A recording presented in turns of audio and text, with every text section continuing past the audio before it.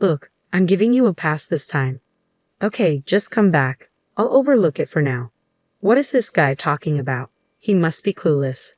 It's time to give him a dose of reality. My name is Olivia, and I'm 32. I've been married to my husband Mason for a year now. We met at a casual get-together hosted by a friend. We hit it off, started dating like any other couple, and eventually tied the knot. We're not getting any younger, after all. Mason's not the most exciting guy, but he brings a sense of peace.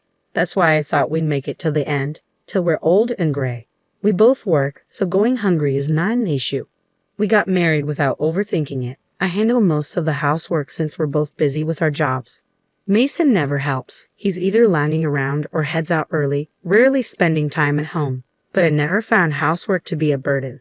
My parents live like this too. I accepted this as the kind of life a wife would have. I have a 9-to-5 job and I'm not overloaded with hobbies. Mason and I were never chatty to begin with. We both respected each other's space and it was never an issue. Life went on. One night, Mason came home late, presumably from drinking with coworkers, friends, who knows. I welcomed him. Mason, you're home late. Had a long night out, huh? Dinner's still there if you want it, but I guess you're not eating this late, are you? He turned around, said nothing, and walked into the living room, ignoring me. I sighed. Here we go again. Whenever Mason is in a bad mood, he gets very quiet, so I figured something at work or during his night out must have upset him. Best to let him be. I know better than to poke the bear when he's like this.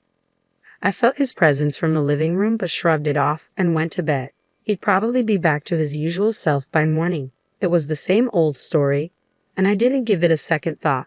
The next morning, while I was preparing breakfast, Mason came into the kitchen.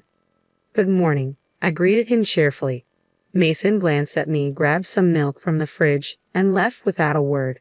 I was taken aback by his coldness. It was out of character for him. Seemed like he was still in a bad mood. I never anticipated this. We've always prided ourselves on being a family of strong, independent individuals. I hadn't made an effort to talk to Mason, really. I decided to wait and see, so I continued prepping lunch boxes for both Mason and myself. However, things didn't go back to normal that easily. Mason remained distant the following night and the day after. At this point, I was genuinely concerned. Days turned into weeks, and Mason continued to give me the silent treatment. I tried reaching out through WhatsApp and even left him notes, but he ignored it all. However, he'd eat the meals I prepared. I noticed the empty lunchbox in the sink, so I knew he ate the packed lunch. So, I put a note in the cooler bag. I thought if he found a note while enjoying the lunch I made with love, he'd have to react. But that was another miss. Mason said nothing. Before I knew it, over a month had passed in this strange silence. I felt helpless. I had tried everything, but nothing worked. Then one evening, I took a drastic step. I deliberately didn't prepare dinner. Every evening, I made dinner when I got home. But what if I didn't? How would Mason, who's been ignoring me, react? I decided to find out.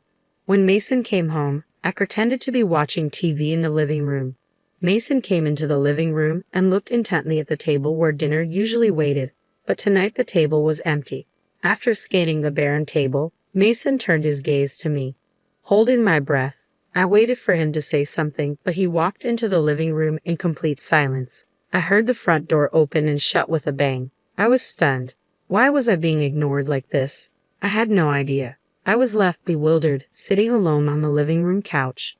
The next morning, I woke up and went to the living room. Mason was already gone. Had he left for work already? It was curious. I looked on the living room table and found a note. Reading the words on it, my eyes went wide. "Stop skipping out on your wifely duties," it read, hastily scribbled in messy handwriting. Something inside me snapped. That's it. I'm done. Why do I have to keep pleasing Mason? Is this going to be my life forever? We were never a clingy couple, but this is just unacceptable. There's no reason for him to do this, nor an opportunity for me to even ask about it. For the last month, the stifling silence in the house has been unbearable. I wrote next to Mason's scribble, "I'm going back to my parents' house." I quickly packed up my things and went home. My sudden arrival did surprise my parents, but after I explained how Mason had been ignoring me for over a month without any apparent reason, they understood and welcomed me warmly. It felt good to be in an environment where I could have a normal conversation. For now, I decided to stay here and see how Mason reacts before deciding on my next steps. I didn't hear from Mason the day I left. Knowing him, he's probably assuming I'm just trying to make a point and will continue to ignore me. Well, let's see how long this lasts. Days turned into weeks, and there was still no call or message from Mason via WhatsApp or any other means. He didn't even bother to visit my parents' house. Before I knew it, half a year had passed. I had nearly forgotten about Mason altogether.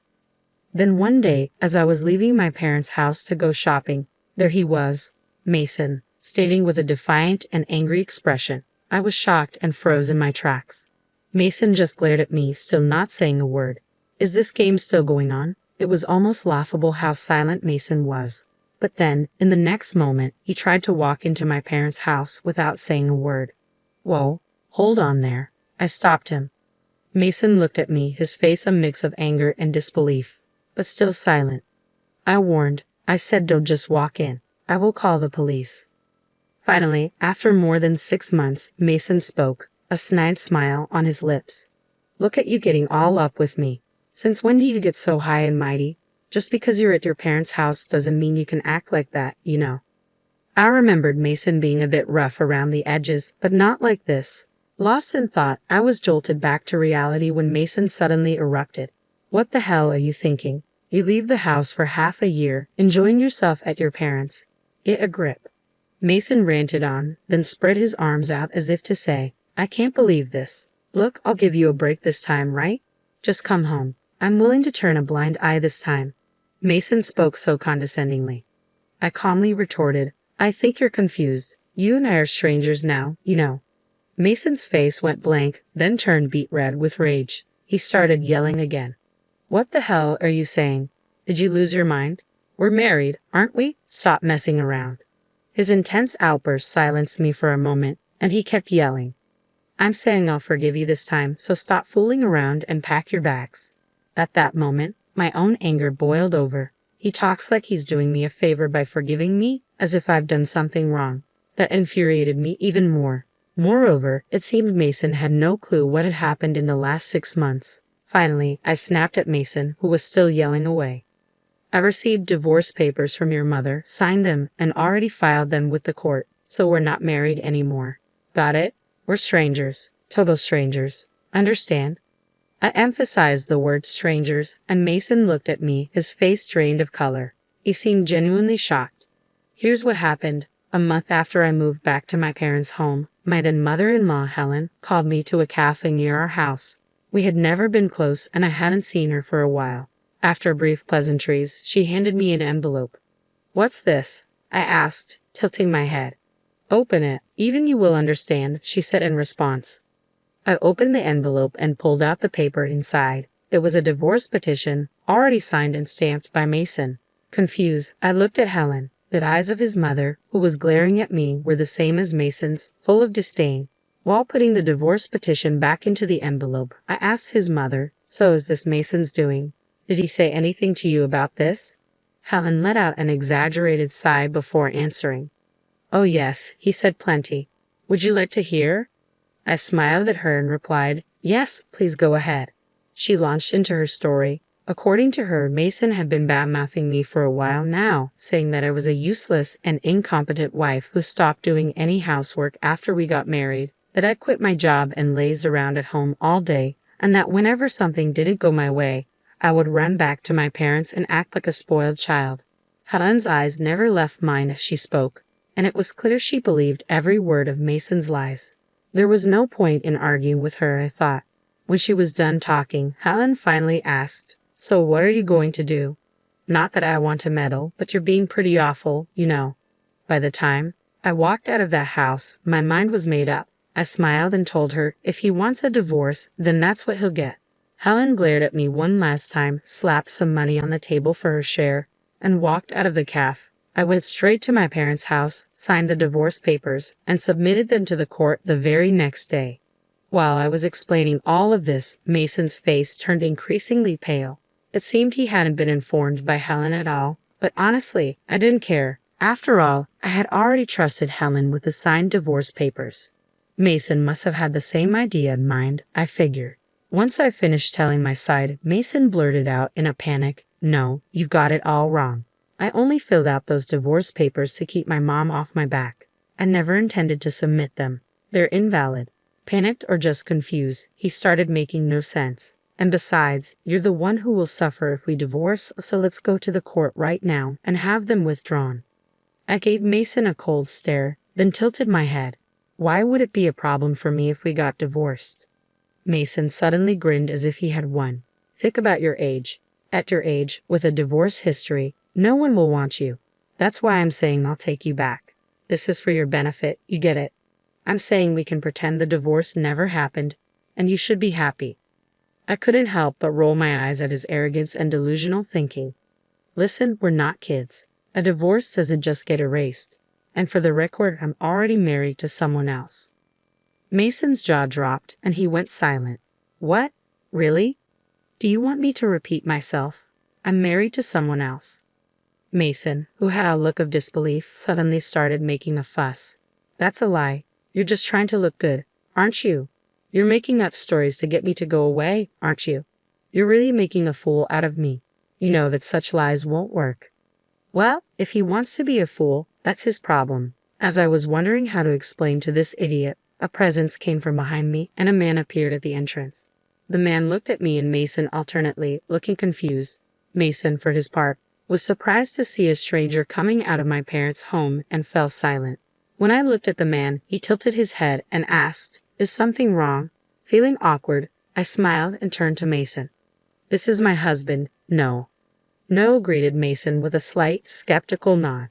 Mason took a step back and looked up at Noah. It made sense. Noah was a former national rugby player with an imposing physique. Overwhelmed by Noah's appearance, Mason suddenly started to make excuses.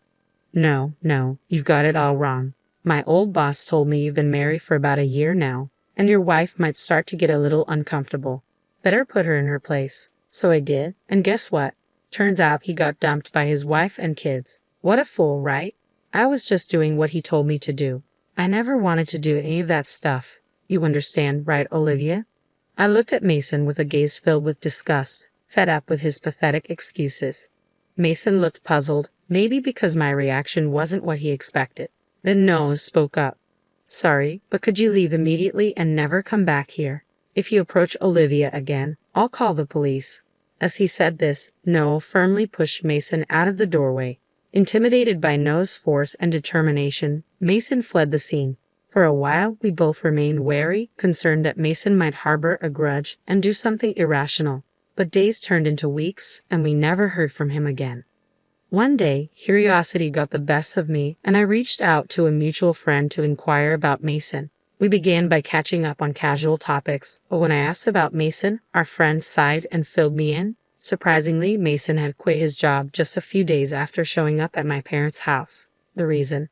It turns out Mason was always in agreement with his boss, whom he trusted when the boss harassed subordinates at work. It became a big issue in the company. As a result, the boss was resigned, a euphemism for being demoted to some remote mountainous area I'd never heard of. Apparently, Mason was expected to be transferred as well, but he quit out of pride. According to our friend, he's still jobless. He's been looking for work, but his arrogance has hindered his efforts. Even when recruiters offer him opportunities, he declines interviews. Furthermore, news of him quitting reached his mother, who then disowned him due to her own extreme personality.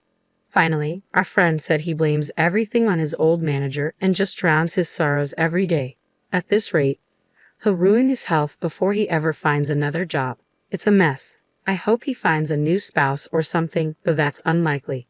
We both chuckled as we hung up the phone. Mason seems to be drowning his days in job hunting and drinking. Thanks to him, I am now living a peaceful life with Noah. Interestingly, Noah was actually my colleague. Upon hearing about my divorce, he had eagerly pursued me. Though we started dating only 6 months after my divorce, which made me somewhat hesitant, I was quickly drawn to his confident manner and kind personality. After we got married, Noah told me that he had always had a crush on me and was heartbroken when I got married. I laughed and apologized for not noticing his feelings sooner. Noah helps me around the house, a task I used to handle alone. Whenever we eat together, he always says how delicious the food is with a smile. It's these little things that make me incredibly happy, something I never expected.